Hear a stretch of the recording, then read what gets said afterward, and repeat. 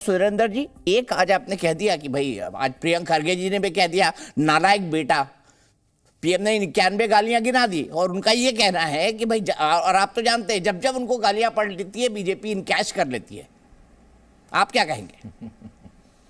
भाई इस बार ऐसा है दीपक भाई, इस बार फिर इनकैश कर ले, हम कहाँ रोक रहे हैं। प्रधानमंत्री जी को तो स्वागत करना चाहिए। पहली चीज तो नालायक कहना कब से गाली हो गई मेरी समझ के बाहर है। लायक और नालायक तो हमेशा राजनीति में इस्तेमाल होते रहे हैं। अब आज अजय आलोक जी को तो पहले मैं बधाई दे दूं, एक चैनल पर और दी थी, लेकिन अजय आलोक जी अगर पूरी नैतिक ईमानदारी से आप भी अपने प्रवक्ता बने हैं बीजेपी के, तो अजय आलोक जी मेरी तरफ से ही बधाई।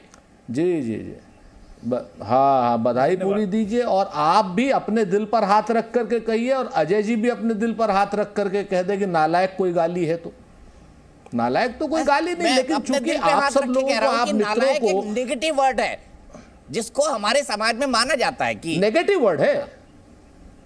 नहीं नहीं नहीं, वो कहा जाता है, बाकायदा कहा जाता है। असंसदीय भी, असंसदीय भी, नालायक हो, असंसदीय भी। नहीं नहीं नहीं, बिल्कुल नहीं है, असंसदीय नहीं है। निकाले लिस्ट। अब हम नहीं कहते, आप मानिए, अब निकाल लीजिए। मैं तो कहा ना कि हम तो आपकी सारी बात मान ले रहे हैं, लेकिन चूंकि हम इस बात पर इसलिए ज्यादा तूल नहीं देते हैं जब सारी की सारी इनके बसव गौड़ा साहब हैं। वहीं उसी कर्नाटक में सोनिया गांधी जी के लिए क्या कहते हैं, आपकी पूरी 10 मिनट की कैटेगोरिकली लिस्ट में बसव गौड़ा ने जो सोनिया गांधी को विश्व कन्या कहा, चीन की और पाकिस्तान की एजेंट का, एक बार एक शब्द जी न्यूज ने नहीं बोला। 1 घंटे का डिबेट क्योंकि प्रधानमंत्री किया है। सुरेंद्र जी, मैं आपको निकाल के क्लिप दिखा सकता हूं। मैंने पूरा 1 घंटे का डिबेट। प्रभु मेरी बात सुन लीजिए। आपने कह रहा आपने नाम नहीं लिया था, मैं बता रहा हूं। आप चाहे मैं क्लिप चला देता हूं, अभी निकलवा लेता हूं। अरे मेरी बात तो सुन लीजिए सर। काहे को हम जैसे गरीब आदमियों को, हम तो वैसे ही धरती में धसे हुए हैं। कर्नाटक में कुछ उम्मीद है, आप लोग नालायक के चक्कर में फंसा दे रहे हैं। अरे 2 मिनट रुक तो जाइए, ऐसा ना बोलिए सर। हाँ, हम नहीं, अरे हम 54-55 पार्टी, 54-55 एमपी के और 303 वाले अजय आलोक जी बैठे हुए हैं, ताजे एकदम। तो आप हमारी बात तो सुन लीजिए, कम से कम इतना तो आप मत कीजिए। कम से कम वो बातें ये कह रहे हैं कि पिछले 10 मिनट से लगातार वो बातें कहिए ना जो सच। आप कह रहे हैं कि आपने चलाया नहीं विश करने। मैं कह रहा हूं मैंने पूरे 1 घंटे की डिबेट की है उस पर। और सुधांशु त्रिवेदी जी गेस्ट थे और आपकी तरफ से लांबा जी, मैं आपको गेस्ट भी बता देता हूं।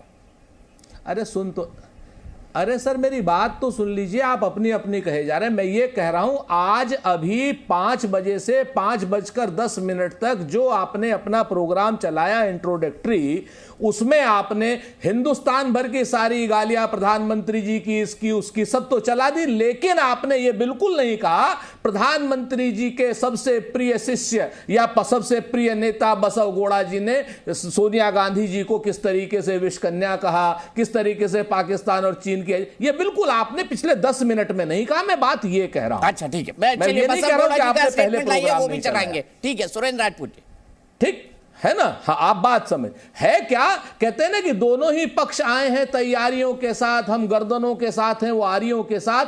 आज की डेट में ये नालायक शब्द ऐसा कोई बहुत विशेष शब्द नहीं है, नेगेटिव मान सकते हैं, लेकिन इस शब्द का प्रयोग राजनीति में आदिकाल से होता रहा है, आगे भी होगा। इस तरीके से ये कोई बहुत बड़ा वो नहीं है। हाँ, क्योंकि मुद्दे भारतीय जनता पार्टी के नहीं पास नहीं है।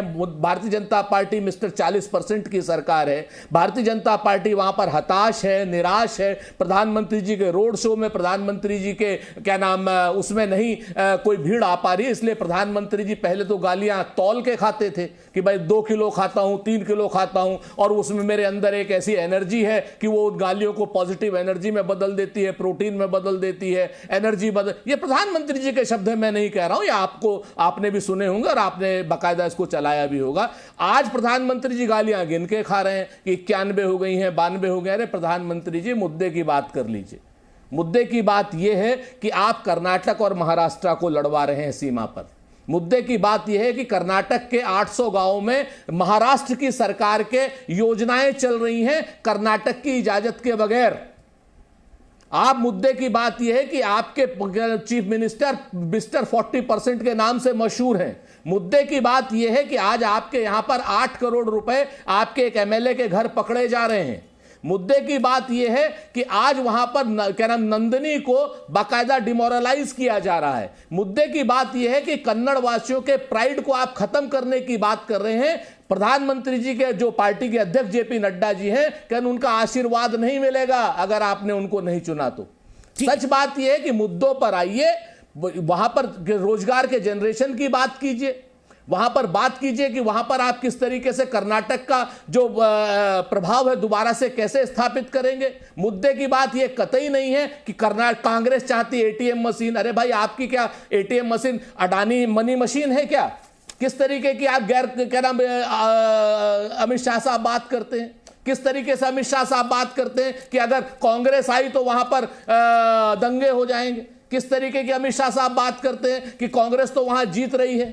क्या बात करते हैं आप लोग? अपनी बात करिए। आपने जो मुद्दे आपने ठीक किए हो उसकी बात कीजिए। आप आ जाते हैं एक शब्द लेकर के, पीएमओ से या और कहीं से एक शब्द आ जाता है अमित मालवीय के यहां से कि इस पर बहस करनी है। नालायक कौन सा शब्द भाई गलत है?